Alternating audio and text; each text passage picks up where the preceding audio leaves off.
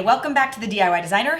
Thanks for joining me for another DIY. On today's show, I'm going to be doing sort of like a lace accentuated blazer situation. And some of you might not know this, but I don't know how long ago it was, maybe like 2012. I was on a TV show called Fashion Star. It was a design competition show on NBC. It was so much fun. It was actually like before its time. It's big, it's beautiful, it's sexy. This has never been done before. It's their life on the line and their careers on the line. 14 designers, one winner. From executive producer and host Elle McPherson I don't want to find the next great designer. I want to find the next great fashion icon. comes the search for a fashion star. I live, sleep, eat, breathe this thing called fashion. I'm supposed to be here. And for the first time ever, America's favorite retailers will fight it out for the hottest designs. Macy's, Saks Fifth Avenue, H&M, any offers on the table for Luciano? It takes a lifetime to get into a room with people like this. And here's the twist. Everything bought on the show, you can buy in stores the next day. That is amazing. You can wear the winner. The next day. I love the sequin and I would wear it right now. It was really cool, way before its time, and only did a couple of seasons, but I was on the first season, and on my very last episode, I decided I wanted to do a suit, and I thought about doing a suit that would be something like special, like a suit jacket that had a little special detail that I thought I would love. So I created this really cool lace panel in the back. It was sort of like an upside down V, little triangle slice of lace that I thought added a fun detail to the back of the jacket. So originally that's what I planned on doing today until I found this.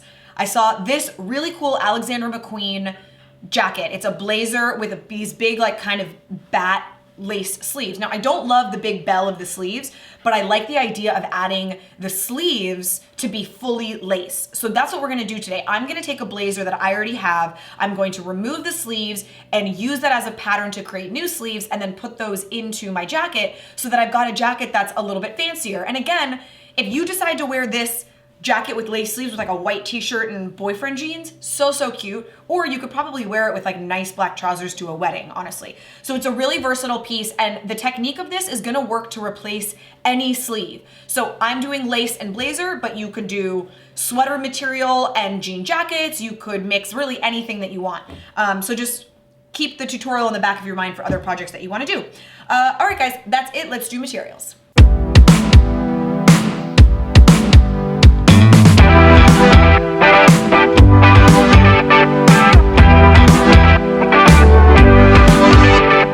Our very first step is to grab a seam ripper and remove the sleeve from the actual body of the jacket.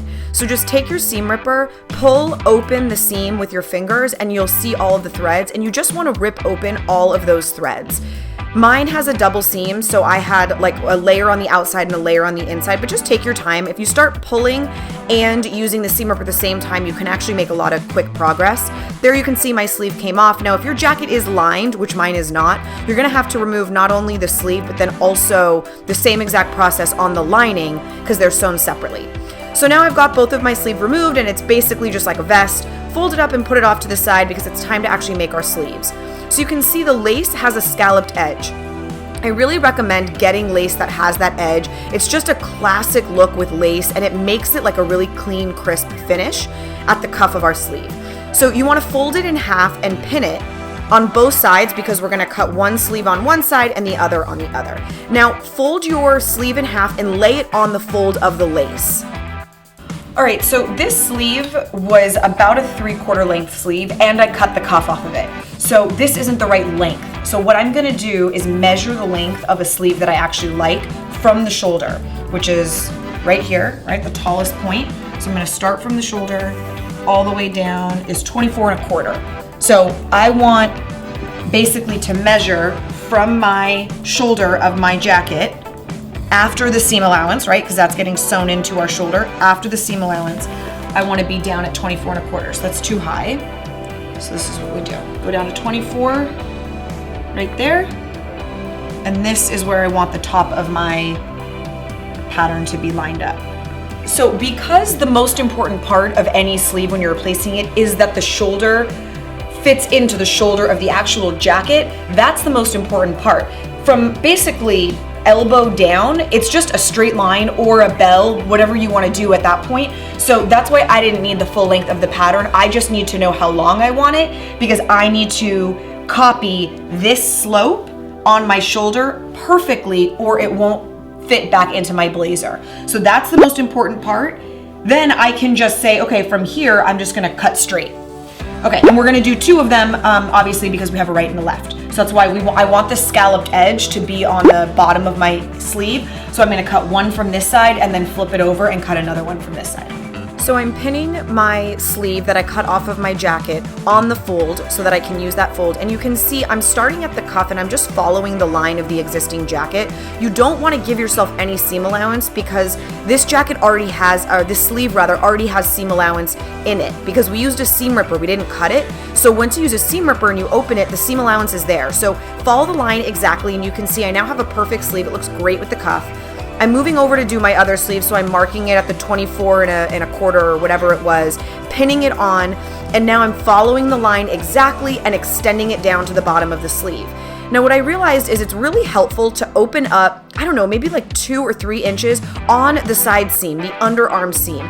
It's gonna make it much easier for us to pin our sleeve into place and kind of sew it closed evenly. So 2 or 3 inches is all that you need. Open up both sides. Now that is my shoulder seam. I'm taking the shoulder part of my sleeve where it's meeting on the shoulder and I'm pinning it in place face to face. Now I'm doing the same for the underarm on both sides. I always recommend pinning like your 2 points and your center first and then evenly distributing everything throughout. It just makes it much more even and it makes sure that all your really important parts are in place. Now, because we're sewing it face to face, when we flip it inside out, we're gonna end up with a really nice clean finish. So if you just wanna double check, flip it, take a look, make sure that you are sewing it face to face. I'm following the seam allowance that my jacket originally had, that way the new sleeve is gonna fit in perfectly. So you can see, I haven't sewn the sleeve closed yet, but you can see how nice and clean that looks.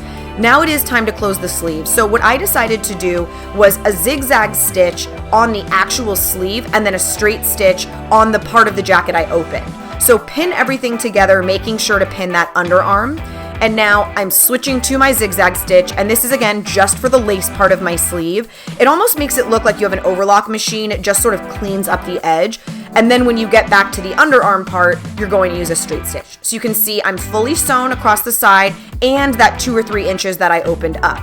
Now flip the sleeve inside out and it's done. All right, so it's all in and it's exact like the other jacket was. What I will say though is because it's lace, it feels like this should be kind of like that. It's like a little bit softer, a little bit more feminine. So the original shoulder line, which was good for a blazer, I'm gonna shave off just a tiny bit. And basically the way that we're gonna do that is it's almost like when you're hemming something, I'm going to hem the shoulder basically from here and I'm gonna come in and this is gonna be reducing the sleeve by that much. And I'm only gonna do it in this shoulder part. I'm gonna leave the underarm untouched. All right, so I just did that and you can see it pulled in the shoulder just enough that it feels more appropriate for a lace sleeve. And this is what it looks like when you're done. You can see that stitch line. I did it on a large stitch just in case. So I'll go back over it with a small stitch and then you just cut this excess off and just trim that off.